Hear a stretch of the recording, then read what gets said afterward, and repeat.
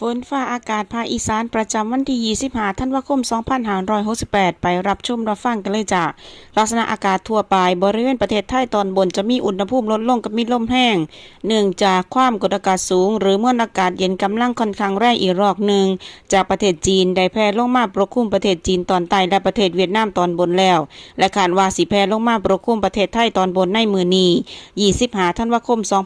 2568ลักษณะเช่นนี้ก็สิส่งผลให้สภาพอากาศของภาคอีสานจะเป็นดังต่อไปนี้จ้ะโดยภาคอีสานจะมีอากาศเย็นถึงหนาวในตอนเช้าและก็มีลมแห้งอุณหภูมิจะลดลง 2-4 องศาเซลเซียสโดยรวมทั้งภาคท้องฟ้าแจ่มใสลมตะวันออกเฉียงเหนือความเร็ว 15-30 กิโลเมตรต่อชั่วโมงอุณหภูมิต่ำสุด 15-22 องศาเซลเซียสอุณหภูมิสูงสุดอยู่ที่ 29-34 องศาเซลเซียสบริเวณยอดภูอากาศหนาวอุณหภูมิต่ำสุด 12-15 องศาเซลเซียสจ้าก็ขอให้พี่ๆน้องๆชาวภาคอีสานทุกท่านดูแลสุขภาพเนื่องจากสภาพอากาศที่หนาวเย็นลงรวมทั้งระวังอันตรายจากอัคคีภัยเนื่องจากสภาพอากาศแห้งและลมแห้งเนาะพี่น้องเนาะสำหรับท่านที่เดินทางผ่านบริเวณที่มี